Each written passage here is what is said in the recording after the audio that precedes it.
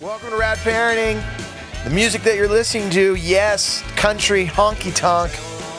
That's Chris Shiflett of the Foo Fighters. He's the lead guitar player and our guest today. But the music you're hearing right now, that is his other band, Chris Shiflett and the Dead Peasants, on vinyl right there for you. Chris is our guest. Anea and I sat down with Chris and we talked about everything that you can imagine, from him being in the Foo Fighters, of course, touring, and being a dad of 3 boys, how he works that all out with his wife, the juggling, the balancing. We also talked about Chris and I growing up together. I was actually in my first band when I moved to LA with Chris, and he was the bass player. And he went on to be the guitar player in the Foo Fighters, and I'm here talking to you guys. Yes! All right, check it out. I'm going to do a giveaway. Yes, got Chris to sign a copy of The Dead Peasants on vinyl. And if you want to win this, all you need to do is go to our Rad Parenting page on Facebook. Go to facebook.com, search Rad Parenting Show. Picture of Anea and I will show up. Go to that page, like our page, and then on that page, share this interview with all of your friends, and I'll pick someone that shared it, and I'll send you the record for free. And you'll have it on vinyl, and you'll be listening to your honky-tonk, getting your honky-tonk on. Can you get your honky-tonk on? I don't even know if that's possible. I will shut up, and we're going to do this, and I'll pick a winner by April 15th. So you got a whole month to do this. How does that sound? All right, here's Chris Shiflett, Anea, and I talking about Rad Parenting. Welcome to Rad Parenting. Joe Sib here with my co-host, Anea Bogue. Hey. And my friend is our guest today. Very exciting. Chris Shiflett, welcome to the show. Thanks for having me. I'm a rad parent, so, hey. You know what? You are, man. And I got to say that when I started doing the podcast, I told Anea that I sent it to you, and that you were one of my first friends to say, hey, man, I want to be on that. Yeah, true. And you hooked up the Caballero interview. It started like a whole sort of stream of consciousness conversation between us about, future podcast topics. Well, you have your own podcast. I do. Give a plug. I can do that on your podcast? Yes, you can. Walking the Floor is my podcast, and we talk to mostly like musicians and stuff, but really just about anybody. You got to come be on my podcast. I would love to be on your podcast. We've been talking about doing that for a long time. We got to get to it. For everyone that's listening, Chris Shiflett, you may know him from his podcast, Walking the Floor, but you may probably know him. You probably know him from the Foo Fighters. And I will say that Foo Fighters is such a huge band. And for a guy that I actually, the first band I ever played with you remember us? Me and you in L.A. Yeah. You were the bass player. I was the singer. There were some other guys in the band. Mark, our buddy Mark from Santa Barbara that you introduced us to. Made those T-shirts for us of our band name. We were called The Other Side. And wait, how old are you at brief. this point? I was 23. Okay. I just moved to Los Angeles. I was 23, so you were probably what? Must have been, I don't know, I was 15. about 19, I think, at the time. I remember at the time I worked in this office out in the Valley, and I would show up to band practice in like my little office outfit. And Joe didn't know me. We weren't like close friends, but it was what led to us becoming close friends. We'd be like, what is with this guy? He's such a dork. He dresses like this office kook. I wish everyone that was listening right now could see the video in my head of you showing up. What car do you drive back then? I think I was in a little Honda Civic. You were in a little Honda Civic, and I remember my grandma's Honda Civic. I'm on the corner of Western and Los Feliz, I think, with that area right there. Mm-hmm. And back then it was just a terrible area, and there was Hollywood Billiards. That's where we rehearsed. Yeah. And I remember sitting there and waiting for Chris, and he showed up in his little car, and he had it. But you know what? I thought the opposite, because I was so scared living in Hollywood when I first moved here. I was drawn to Chris because I'm like, oh, wow, this guy he has it together. Like, he's not sketched like the other two dudes in that room. Like, the other people we were practicing with, they, like, lived there. Mark was covered in tats, and I was like, oh, my gosh. Chris was, like, my savior. I was like, you're more like me, because I played bass in that band. You played bass? Yeah. I wasn't even playing guitar. I was playing bass. Yeah. And we went to that... we went to go see X or something, and didn't you break your leg jumping off the stage? I broke my leg. No, I broke my leg the time you and I went to Adolescence. Okay. And I broke my leg going to an Adolescence show, and then Chris and everyone was like, "We think your leg's broken," but I drank so much. I'm like, "Nah, I'm fine." And then that Sunday morning when I woke up, I'm like, "I agree with you guys. My ankle is broken," and went to the hospital. And, oh my gosh. Yeah. See, kids, be careful out there. Punk rock is dangerous. Yes, but man, the thing that's great is your journey. it's been, as a friend, it's been so awesome to watch. Obviously, the journey that you've had with the Foo Fighters, getting a chance on Side One Dummy to put out the Dead Peasants record. Yeah. I mean, the thing I've always loved about you, Chris, is whatever you do it 100%. Whether it's, hey, I'm going to learn the country guitar and I'm going to go down that road with Dead Peasants, you've made that something that's a huge priority in your life. When we started surfing together, we would both kind of started surfing at the same time. This guy, I'm still on the longboard, he's riding the shortboard in Hawaii and showing me photos. I'm like, I'm not going out there. Like, there's no half. When Chris got into boxing, he got into boxing, and the guy that trains me was like, yo, Holmes, Chris has a lot of heart. Like, he would fight people. You would go downtown L.A., he'd fight these guys. Everyone said... Sometimes that sort of obsession it leads you into dark places, but I think, it's my wife might have a different take on it than you. But yeah, it's been a good thing. But the way I bring it all around, though, is that all the things you've always been into, and then you started a family. And out of all of my friends, I never expected you to have 3 boys. Believe you me, I never expected to have 3 boys. I'm one of 3 boys. I'm the youngest of 3.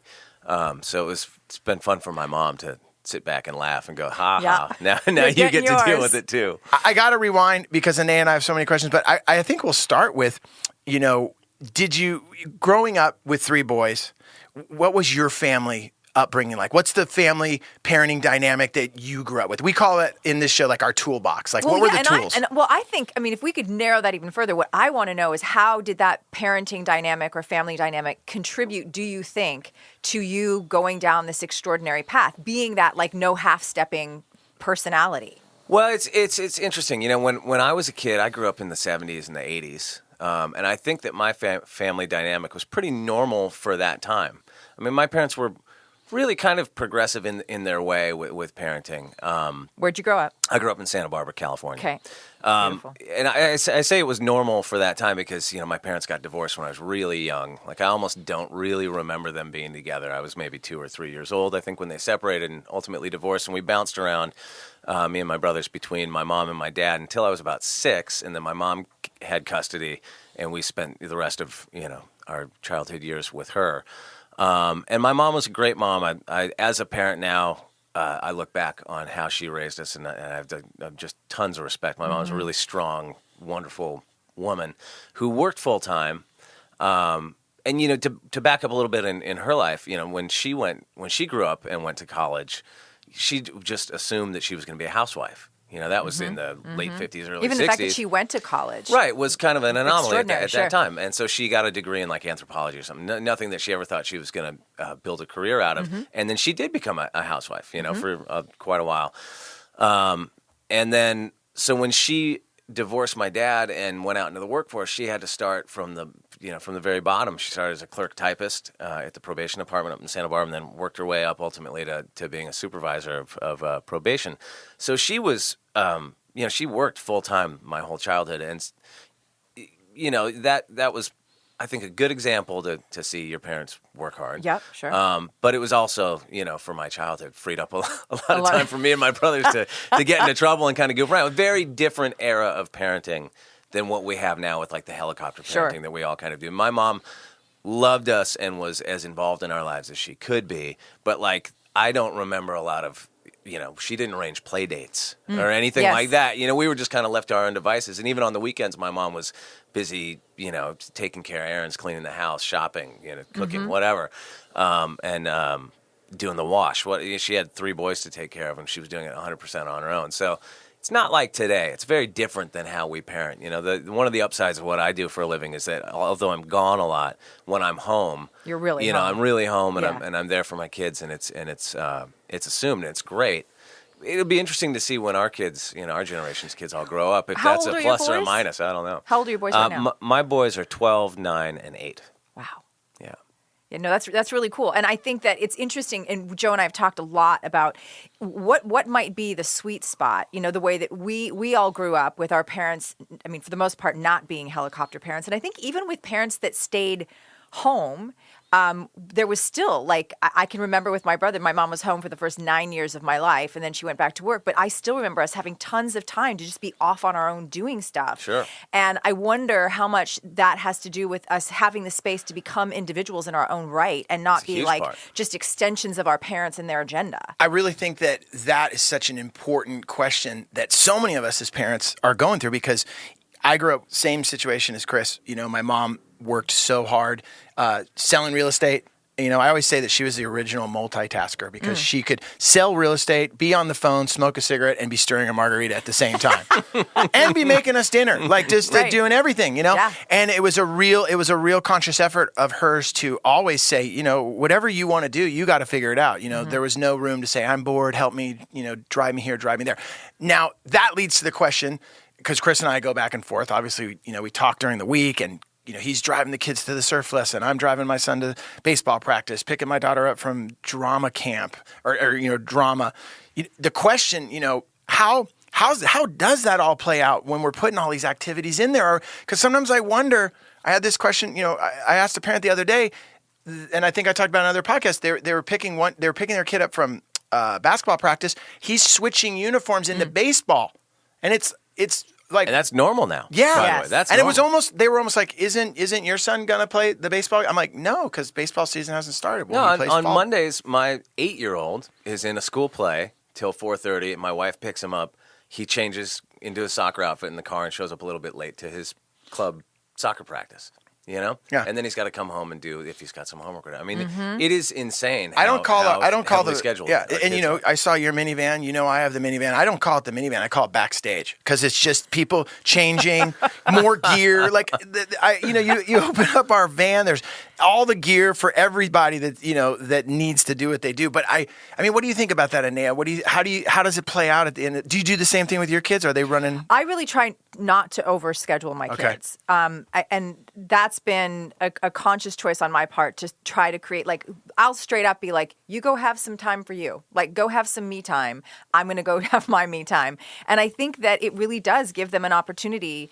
Plus, it would make me crazy. I mean, I already do so much that I think it would make me crazy and I'd become resentful. And I think that happens to a lot of parents. Like, we have really good intentions, but we don't take into account how is that resentment or stretching ourselves too thin, you know, plus our kids feeling stretched too thin, creating just a powder keg of, like, you know, just unhappiness. So you're saying it's interesting because we actually, relative to a lot of people around us, are on the light side of overscheduling. I mean, I think our kids are overscheduled to some extent, but what we try to do as parents is just sign them up for the things that they say they want to do. If our kids want to do it, I mean. And that's a balancing act because, you know, most of the things that my kids love, they didn't want to do the first time. Yep. You know, whether it's surfing or soccer or, you know, music or any of the stuff. So it's kind of knowing when to give them a gentle nudge. Sure. And not being too heavy-handed with it. But at the age they are now, all my kids, we let them make their own choices and then, you know, facilitate them doing it. And I think part of that is the fact that when we all grew up, your sort of social life and your activities were all centered probably within walking distance of your house for the most part. Yep. And that doesn't exist in where we live anymore. Same here. Yeah, we're driving constantly. My mom didn't have to drive me to soccer practice. My mom didn't have to drive me to school. She didn't have to drive me to almost anywhere, and therefore didn't. You know? Yeah, I grew up in I grew up on Lockport Road in a little town called Lockport, if that gives you any idea. So anywhere we needed to go, we actually did need a ride. But I was so close to my brother. And I mean, you know, like having a sibling and being trapped out in the country, you get really close and really creative. But anyway, so here's what I want to know, though, in terms of, because we've also talked a lot about how, as parents, part of what we schedule our kids for often has to do is sort of like an extension of our own, like either I wish I could have, or I'm good at this, so my kid's definitely going to try this out. Totally. So for you, Chris, how have you managed? I mean, as a highly, highly successful musician, how has that played into what your boys want to do, or have you pushed them in that direction? Well, it's played into it in a big way because I started taking guitar lessons when I was about 11, and I try to remind myself of this constantly when it comes to my own kids' music lessons and how we deal with them. I was the worst guitar student ever. I took lessons a lot from the time that I was about 11 till I was about 14, and then really didn't take them again. I take them now, as an adult. I'll go take lessons from people and work on craft and all that stuff. But I was terrible at that when I was a kid. And it wasn't until I was in high school and started playing in bands that it clicked for me and became like an obsessive thing, playing. I just wanted to play all the time. But not in that sort of studious way. It was just being in a room with your friends. So I try to remind myself of that because early on, we started all my kids when they were about 6 years old on piano. And the reason I started them on piano was because I wished that's what I had done. Okay. I did the same thing with Nate. Right. Same exact thing. I always told him, I want you to play piano. And he's like, he was started out on drums. And then I told him, you're not going to get any publishing, so you don't want to do that.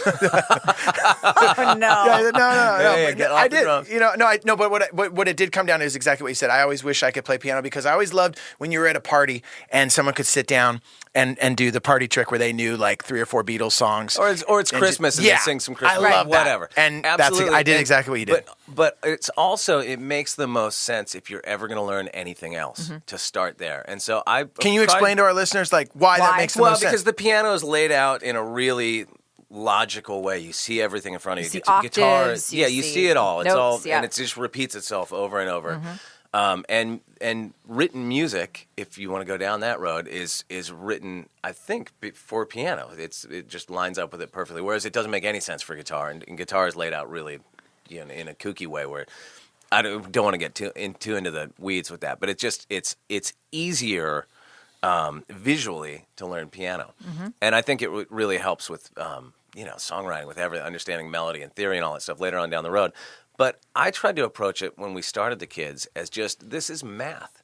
This is exercising your brain. I don't care if you ever join a band. I don't care if you give this up in a few years.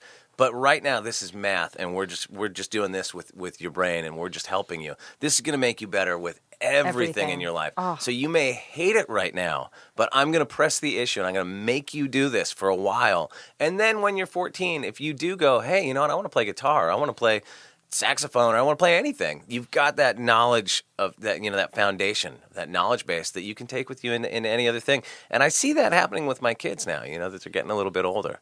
Yeah, that they appreciate it a little bit more. I love it. Yeah, and there is that fine line that you just said, with lessons at our household, when my son first started playing, and he plays great, he can sing and way better than we ever anticipated, but it was the lessons down the road that really started. And it's funny you bring up the math thing because now I've noticed how piano and math and all of that kind of do mesh together, which I never noticed that before. Got to ask you a crazy question because I've told my son this a million times. The reason I got him to play piano, I told him it'd make him a better drummer because it's the first instrument you really kind of learn where one part of your body's doing one thing that the other hand isn't. Is that true? Oh, yeah, absolutely. I'm not a liar. You're getting both sides of your brain talking to each other. Yeah. I mean, there are so many benefits. I think, though, what's interesting, too, and if you probably are already communicating this, even if it's inadvertently, but when you said I was a terrible guitar student, but when I was, 15 or whatever, and I could start playing in bands and have fun, and that makes me think about our interview with Stevie, where that was the whole thing. Like, do it because it's fun. Don't do it because you want to be a professional musician or a professional skater or just looking at the end game. You're doing it in the moment because it's fun. Exactly. And I would be lying if I said that I have been perfect about it, because I haven't. I've been a total hypocrite with my kids, especially when they were younger, where and it really created some friction in our house, mostly with my oldest son, because he was the first, and he was the first at everything. And you sort of learn, it's tough being the oldest son because your parents learn all the mistakes, and then they don't repeat them as much with the younger two. So it seems sort of inherently unfair, but we got into so many arguments. So many times practicing the piano would end in tears, with him crying and me pissed off. And I really had to check myself on that, because it was just ruining it for him. Yeah, and again, I think that there is that sweet spot of not cushioning so much. Like, I never want them to feel uncomfortable. I never want them to be afraid. I never want them to feel like frustrated because it's too much work. We want them to establish or develop a work ethic, but we also don't want them to be pushed too far down a road that they just don't want to. They don't want to be part of. This is a huge thing that I've struggled with as a parent, and I try to communicate this to my kids with everything, with schoolwork, with sports, with music. I don't care if you're the best. I just want you to try the hardest you can try. Just as long as you did your best work. And so I get really frustrated and angry and express that, inappropriately from time to time with my kids when I can tell, because, you're their parent. You can tell. You're like, I know you were half-assing it. You're phoning I it in. saw you are walking around when the Yeah. ball was 10 feet from you. Yeah. You know what I mean? Come on. I had an experience with my son recently. He's in a school band where, it's a cool band. It's not like flutes and violins, which that's cool too. But no, I don't want anyone to be like, dude, what's wrong with the flute and violin? No, he's in the band where they learn the songs, and he's the singer, and they play the rock songs, and they did like Gloria and a Creedence Clearwater song. But I went to see him play, and they were the headliner. They were going to close the show, and I told my son before the show, I said, hey man, you know what, man, you're closing it, so you better bring it. And before the show, there's they're running around, they're doing the tag, and I'm like, dude, you're going on in a few minutes. There's no prep, and he phoned it in, and at the end, the band before him crushed. They went up there and crushed. I wish I knew their names because I would give them a shout out right now. They're so good. And I was sat up front, and when we got done, I was giving him a ride home, and he was so bummed and so upset. And it was the first time ever he said to me, he goes, what'd you think? What'd you think? And I go, do you really want me to tell you what I think? And I go, I think you guys blew it. And he looked at me, and he's like, what? And I go, dude, you phoned it in.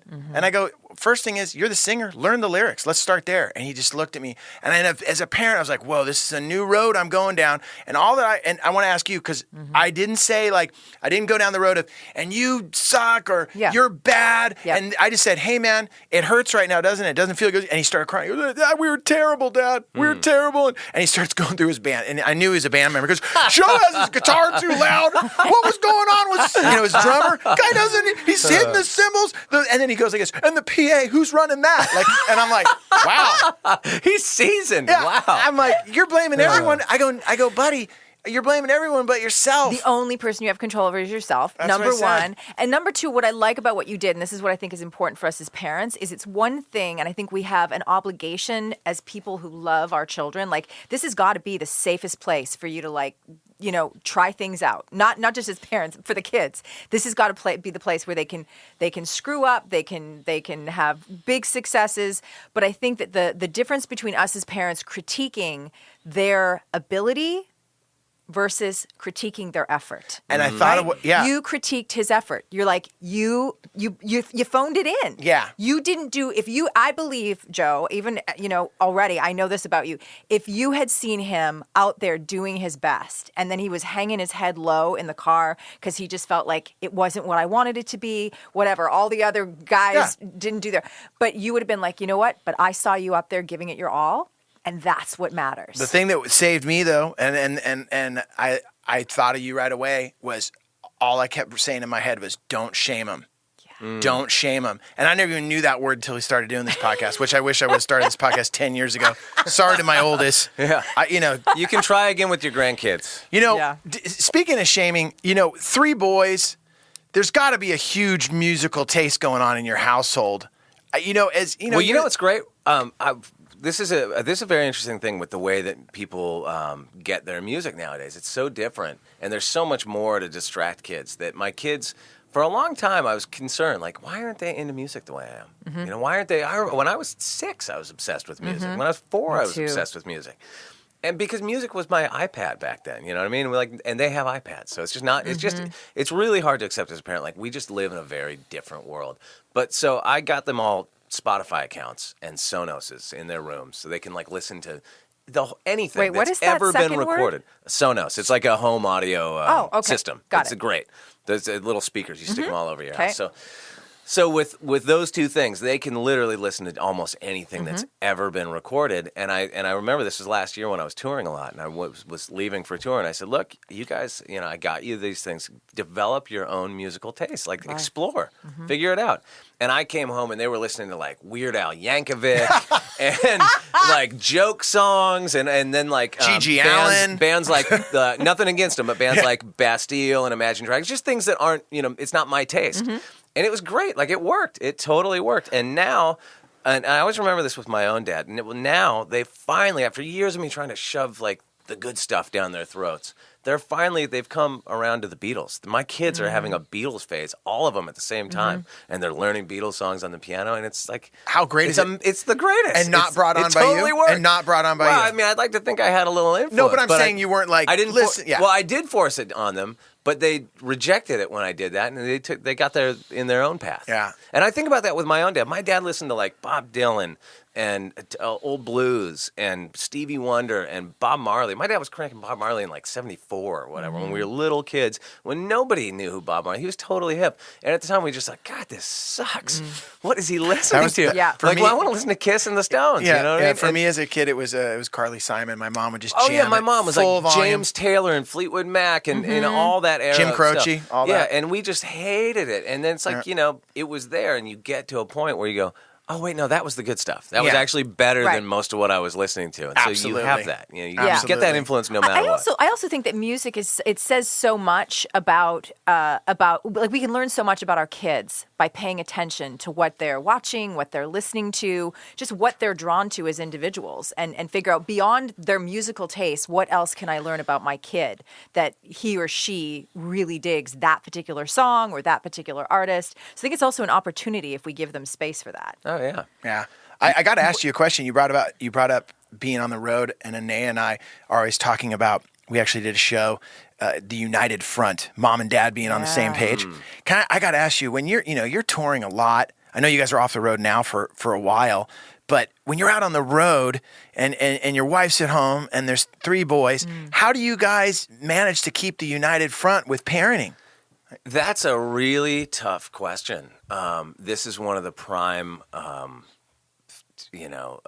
triggers in arguing, between the arguments that my wife and I get in and friction between me and my kids, because I'll leave for 3 weeks or a month or whatever it is, and I come home and they're all on a routine and they're all on a schedule and it's working for them. And it's not like, the world doesn't fall apart when I leave, like that's the reality of it. The kids still do their homework. They still get to their, whatever it is they're doing.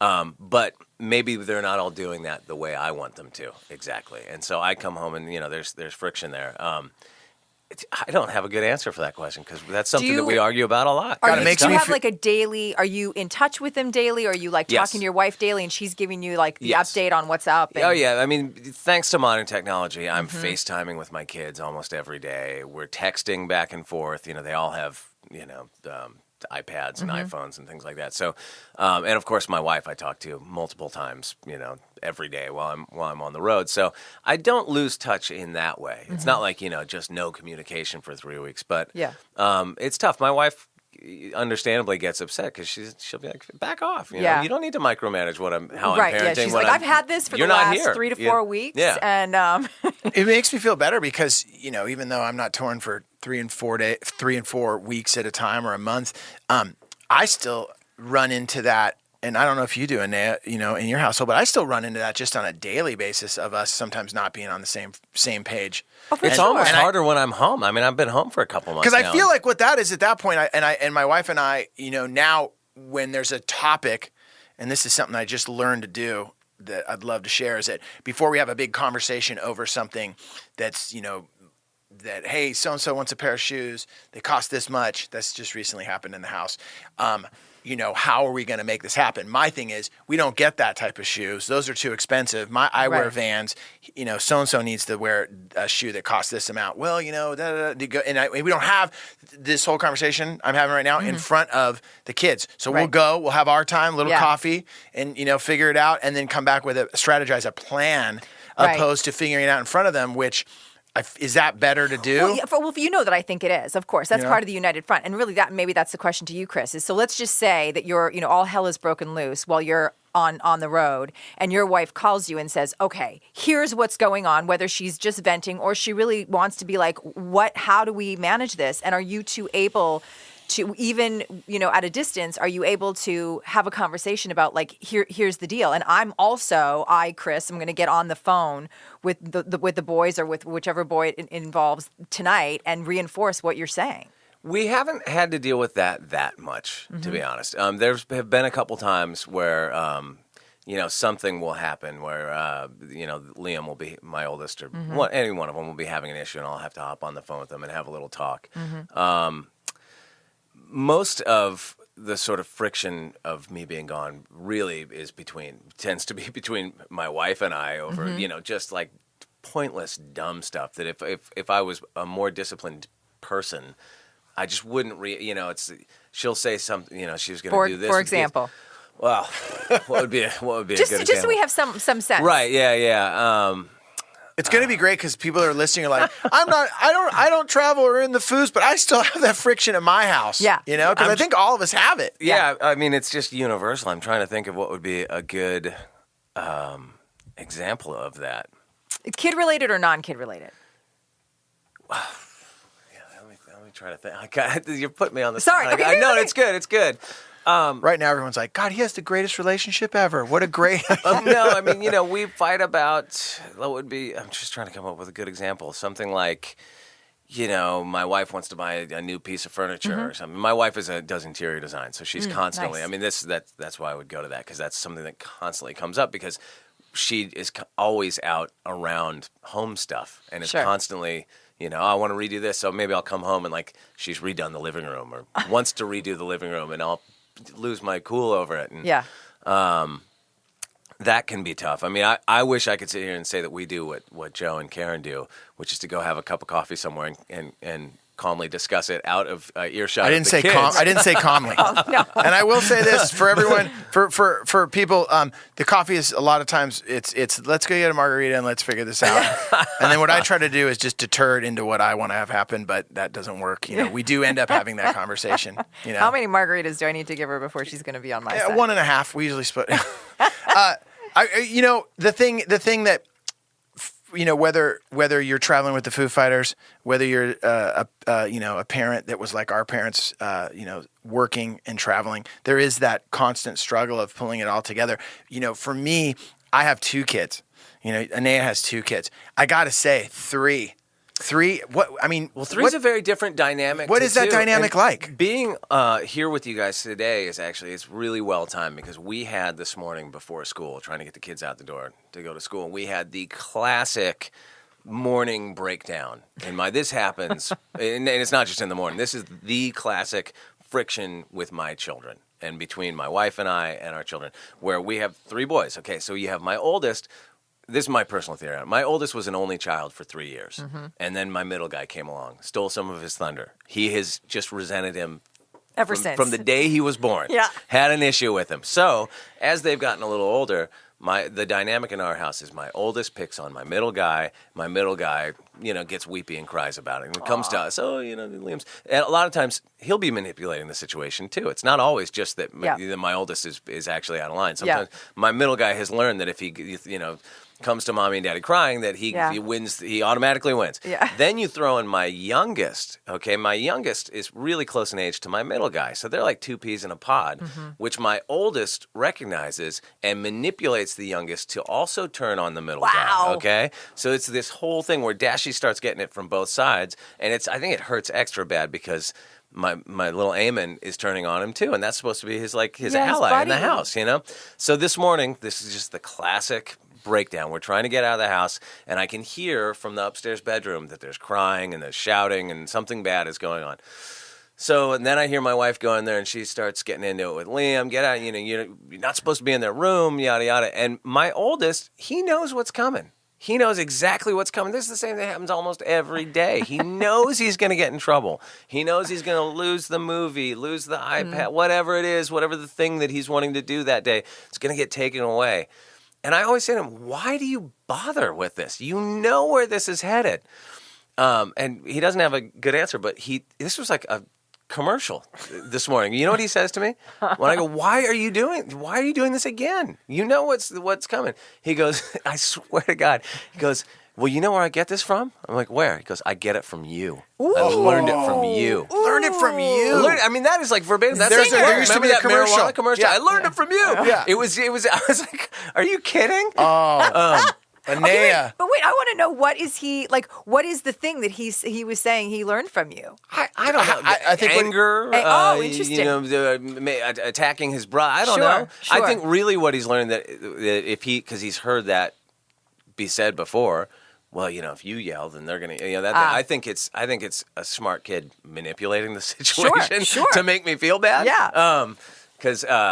But I don't know. It worked. I felt terrible. Yeah. I felt terrible for trying to discipline my son, who is totally acting in the wrong and not in good faith. And all the while, my middle guy is being way over the top melodramatic about, crying and everything, and it's not that bad. Yeah. So everyone's blowing it. Well, but even navigating as a parent, I love trying that. to Everyone's blowing it, Anea. We're all blowing it together. Well, this is it. I mean, we're just a mess. But I think that it's really interesting. Like one of the biggest challenges, having every child more that you have, there's another unique personality to try to navigate and figure out and be like, so is this manipulation or is this part of who you are? And it's interesting with our, I've got 2 girls, and my default is always like, helping them to be stronger. Like, certainly not ever shaming them for being emotional or crying or whatever. But I think I'm really curious with you having 3 boys, when emotions start to run high. So we're just in the middle. I'm in the middle of creating a parallel boys empowerment program for a girls empowerment program that I've had for like 6 years now. And I've been learning so much about boys. And the way that I sort of summarize the way that I think we're screwing up boys is that we tend to shame their emotional expression outside of anger. Like, it's okay as a boy in our society to express anger. It is not okay to show vulnerability. It is not okay to show sadness. It's not okay to show that you're out of control or that you haven't, you're not ready to take care of everybody.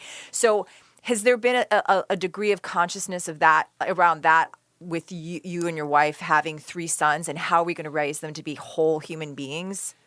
Yeah, absolutely. And I think that we do make an effort to do that. It's tough, I think, for men of my age, because you were not allowed to. Yep. There was exactly like what you said. You could be angry or you could be happy, but you could not be weak. Yep. And even the fact that I just said weak. Yep. Crying isn't weak. It shouldn't be considered weak, but I think it is. You know what I mean? If I'm honest with you, I might, I can intellectualize that it's not, and maybe in a room full of other parents I wouldn't express it that way. Sure. But the reality is, Your inside, programming is that. right. Yep. I think it's weak. And when I see it in my kids, I'm not going to pretend that it doesn't bother me sometimes. Yeah. It's a trigger. It's a trigger. It's a trigger. We talk about triggers a lot. I would say, in our household, crying, not so much now, because I've been lucky enough that, Karen kind of made it, my wife made it, showed me the light of like, hey, what are you laughing about? Because I love that you're trying to put it in this really sweet, gentle way that she just took you over to the side and said, Joe, we need to have a little chat about this. No. Well, okay, if you want to know the truth, it was like, hey, you're acting like an ass. If people want to cry, let them. Yeah. Joe, why do you have an issue with crying? That's been said. Why does crying make you weird? You can't even, Joe, I'm crying, hug me. And I was just raised in a family where, and Chris is absolutely right. It's a trigger of mine of like, whoa, time to exit. Oh, you're crying. That's not for me. Like just ever since I was a kid, I never saw my mom, if my mom cried, she was ashamed. And then, obviously my dad, I never, never, it was, You probably never saw it. No, I never saw anyone, never saw a grown man cry. And now, dude, I'll say this. I don't know about, what you're saying is so true. I've learned that, and it's great to hear you say, you can realize, you know what, that's my issue, and it's okay for someone to cry. And I think that's what you're saying. We got to do as dads is let them be whole individuals. Yeah. And if they got to cry, it's our issue. We got to get over the trigger. Because I cry more now than ever. It's because you're weak. That's because you're weak. No, but I think if you take that'd be so great. Let's end the podcast. Chris Shiflett, thank you so much. No way. No, but I think even if you go back to the comment you made about like the piano lessons, right? So your comment was, I wanted them to start with the piano because I wish I would have had that. Yeah. And I think when I speak to men, I always say like, what would you have wanted? Like if you could go back and have somebody not shame you or not make you feel weak when you had big emotions other than anger, what might that have felt like? Because when I'm training men now on this boys program, I mean, they're having big reactions going, my life would have been completely different if somebody would have told me this. So the question to you, Chris, is can you find it? Can you find it in yourself, or have you already? I mean, I think I have to some extent. I think I can at least recognize it. I think when I grew up, it's interesting, and I was thinking about this on the way over here. I didn't live with my dad from the time that I was about 6 on, and up until that time, we had sort of bounced back and forth between my mom and my dad. So I was never really raised by my dad. But my dad, and he didn't live in the same town as I did for my entire childhood, and I saw him a couple times a year at the most. Wow. But my dad was a huge influence on me. Massive. Gigantic. I parrot my dad in terms of almost everything, taste in art and culture and politics and just kind of I like am my dad in a lot of ways, not entirely, but in a lot of ways. So it's really interesting how your dad is so powerful in your life that even from a distance, in my own experience, he still like is equal to my mom in terms of influence. And so, for all of us modern parents that are so involved in our kids' lives, I mean, that's a huge responsibility because that no matter what, my 12-year-old's not going to admit to me that he actually cares about what I'm saying. He's going to do the exact opposite. Yep. But from your own life that you're the most important man in his life. Yeah. Yeah, period. So, and especially as a boy, he's looking to you to figure out who he's supposed to be in the world. Whether he's attributed, he did this morning. He told you. Just like you. I've learned it from you. I've learned it from you, Dad. I think for all the mistakes that you can make and that we all do make, I remember a good friend of mine pointed out to me, well, you can undo a lot of those too, just by being a loving, caring parent. And we talk about this all the time, going to your kids and saying, you know what, I could have done that better. Yes. Apologizing to your kids when it is merited, I think is huge. Yep. Arms are in the air cheering right now. I love Joe that. Puts his hands up when he wants to ask a question. Hearing Chris say that is so important for the dads that are listening. It is. I think we've all been, like Chris said, this generation of parents in our age group, apologizing to your son or daughter. I never experienced, something like that. I did have conversations with my parents, but whenever I blow it, and I blow it so frequently with my kids that I half the time I'm like, how do I do a podcast called Rad Parenting? Because I am so not rad. Like I am the worst parent, because I just had this blowout. But the thing I've learned is being able to go back and say, hey, what happened this morning, man? I was totally out of line. Yep. I always say to my kids, this is my first time being a dad. And I'm going to be a great grandfather. I'm going to be great grandparent. Right. Your kids are going to love me. But you know what? I blew it today. I raised my voice. I said some things I really wish I hadn't. I hope you'll forgive me. And then we go about the rest of our day and try to move on. And as I always say, it gives our kids permission when we do that to also make mistakes. Right. To not think that the bar that we're setting is that you have to be perfect. Right. You don't apologize because you don't make mistakes. I mean, we don't want to set them up for that. So I think it's a really, really powerful tool that so many parents shy away from, and we really shouldn't. I've had the funny experience with my dad passed away years ago, but with my mom of, you don't know as a parent what are the moments that you're like scarring your kids. Exactly. You don't know the moments that you say some offhand comment and it sticks with them and like solidifies an opinion for them for the rest of their life that they take with them forever. And I've gone back to my mom and even my dad before he passed away, and like you bring something up with them and they don't remember it at all. It meant nothing to them. Yeah. You meant nothing to them. It's like, or they remember it just 180 degree different from what you thought.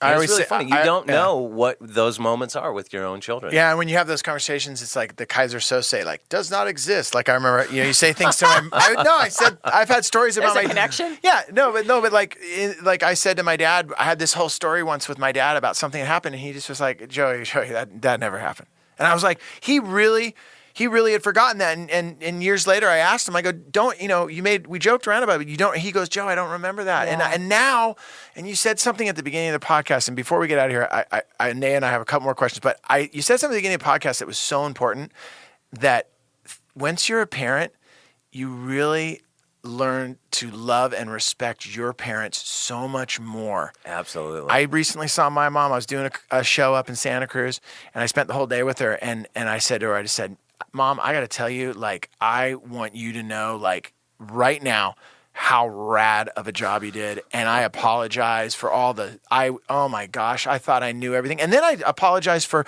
when I had my daughter and how I told her, oh, this is the way we're going to do it. We're going to do it this way. Right. We don't eat that. Yeah. And we don't parent that way because we're different. And we're, you know what? I remember when we first had kids. I wish my mom would have punched me in the face because, man, I just I have learned so much and so grateful for them now. Mm-hmm. Well, it's funny, like I said, my parents divorced when I was really young, and so it became the sort of the family lore in our house that my dad was the bad guy and my mom was the savior. She saved us from my dad. He was mean and yelled at us and all this stuff.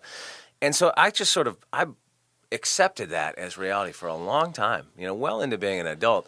And it's really strange as after I had kids that I look at my dad in such a different light and I understand his struggles, around his marriage to my mom and the way he struggled with raising kids and in his personal life so much more. And like I look at things that he did and I go, God, I've totally done that. Am I the bad guy too? Absolutely. No, we're all we're all complicated and it's hard. Well, you start seeing your parents as human beings and they're not.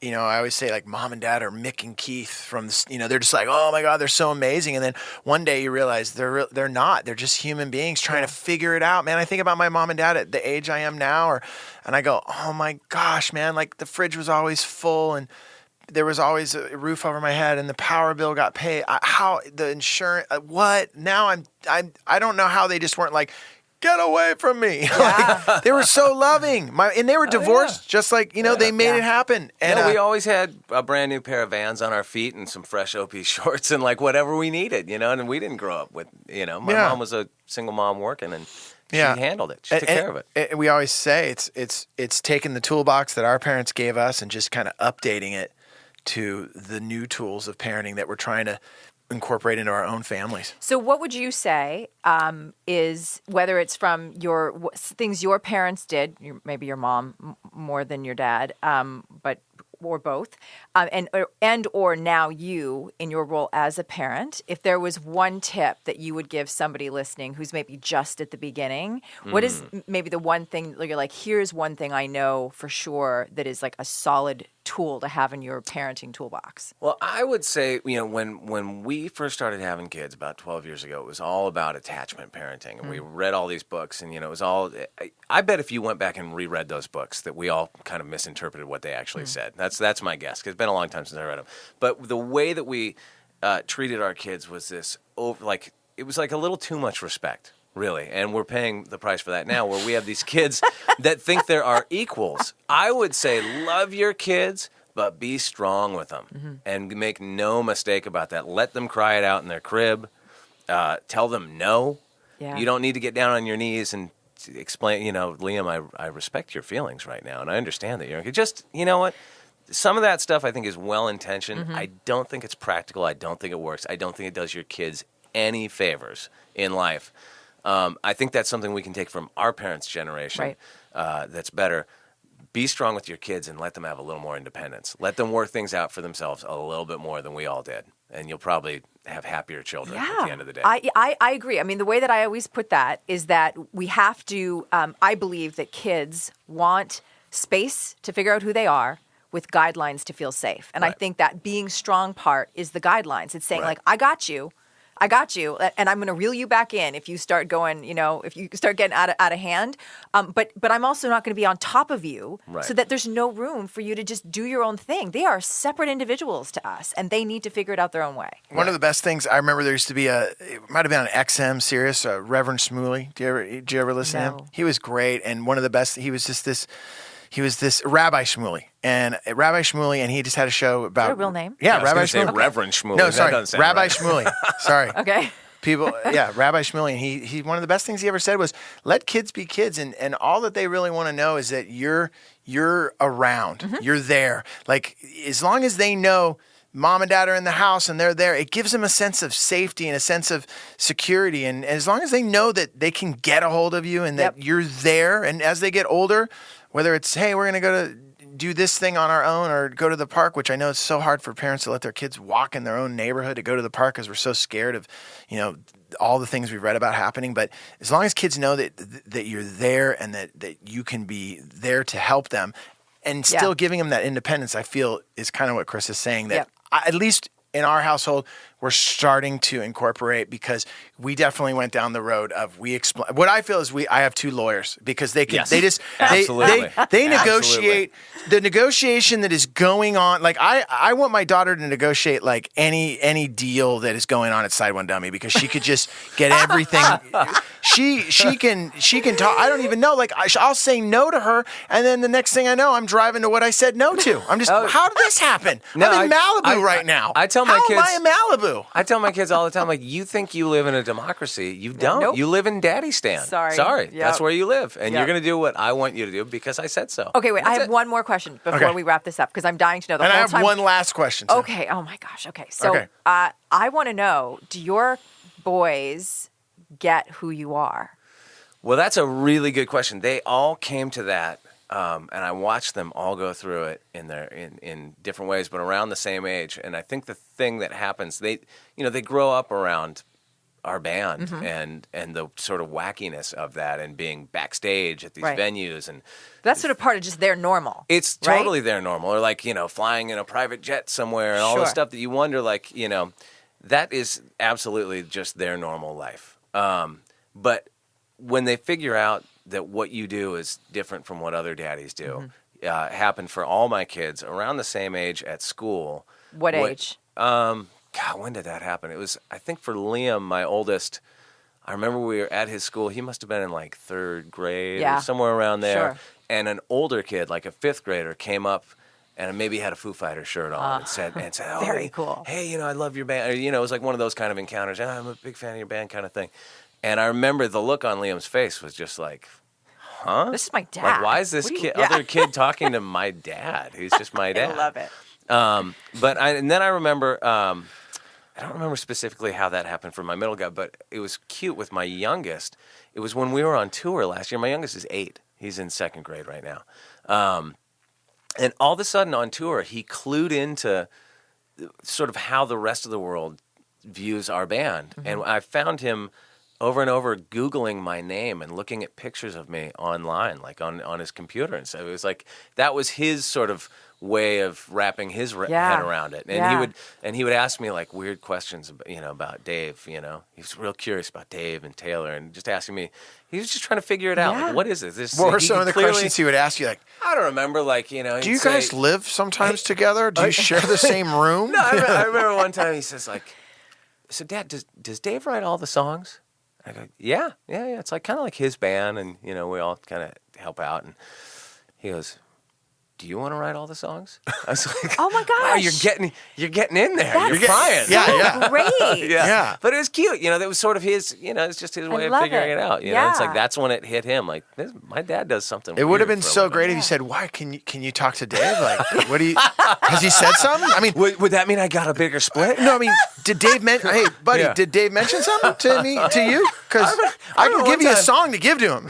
When I think it was Eamon or Dash when they were really young. This was not this last tour, but the tour before, and we had been stuck in an airport somewhere, and some of the guys in our crew were there too, and my guitar tech Sean, who's this big, he's got big crazy hair and a big beard, and he's just looks like the classic roadie, and he was off playing over in the corner with I think it was Eamon, and later on. Eamon says to us, like the next day, he goes, "Hey, Daddy, can I have a play date with Sean?" And I go, "You mean Shane?" Because Taylor's son is Shane, and they're about the same age. I said, "You mean Shane? Yeah, we can have a play date with Shane." He goes, "No, it's with Sean." And he was talking about my tech. He wanted to have a play date with Sean. Wow, that says a lot about Sean. Totally, Sean's awesome. But I was like, "Absolutely not, son."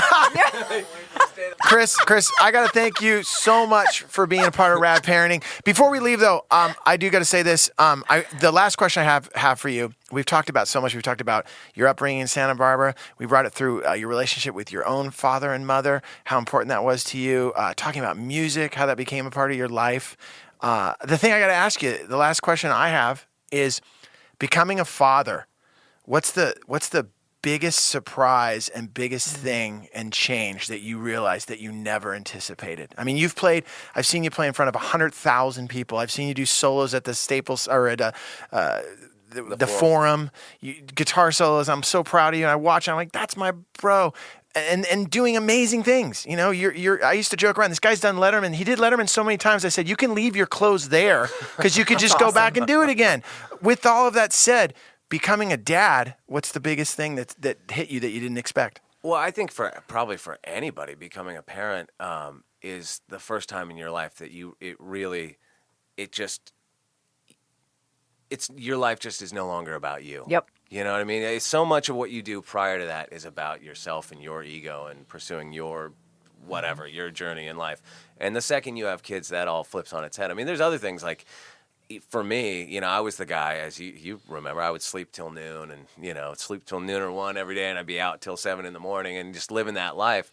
And I had kids, and my whole life turned completely upside down. Yeah. And it's been long enough now that, like, I think maybe one of the biggest surprises, I don't miss being 25 or whatever. I don't miss the way I lived back then. I think that's what people don't understand about having kids. It's like, it's so cliche and so sappy to say it, but it just gets better and better and better. And you can never, it's a love you don't know with anything else. It's not like the way you love your parents or your brothers or your wife or anybody else. It's just all encompassing. It's like nothing makes you happier than when you see your kid smile or eat or anything. It's just the greatest. You know? It's true. He's so awesome. Yeah, it's true. And it's forever. That was the big thing for me, was exactly what you said. It's no longer just about me, but also, oh my gosh, this is forever. Like I could end a marriage, I could change jobs, I can, you know, but this little person I'm responsible for until the day I die. Yeah. Responsible to the day I die. That's pretty. I say we just end it with that. For anyone that's thinking about making a kid, maybe after this, responsible to the day you die. I got to thank everyone that has been listening to the show. Chris, thank you so much for being a part of our show. This has been awesome. It's been one of the longest ones we've done. We're coming up on 50 minutes. It's so great to come talk about something other than music. Well, you know, I mean, even when we talked about that a little bit, but it's just great. It's so fun. Well, you know what? You've been, you know, you were one of the main guys to talk me into doing this because we were both talking about kids. Well, you know, Cara and I were talking about this the other day. You guys were such a huge influence on our decision to start having kids and to move back to LA. I don't know if you even remember.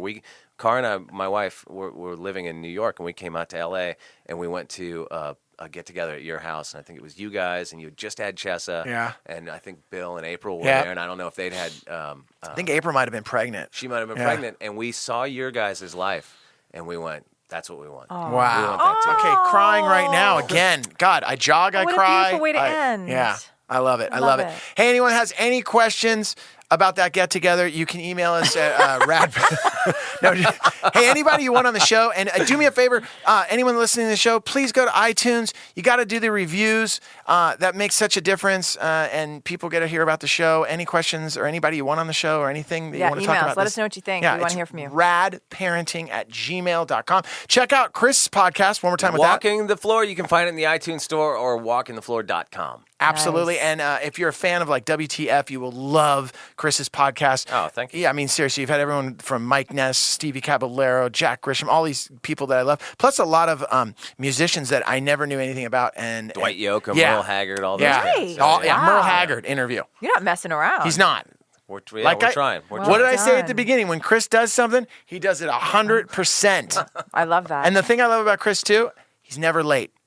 I wasn't late today. You're never I was thinking late. about that when I pulled in. That was you gave that speech at my wedding, which was. Did I say that at your wedding? Yeah, you said just like everything else in Chris' life, he's right on time. Wow. Nice. I wish I could say that about me. All right, we're out of here. Thank you guys so much. We'll see you next week. Late.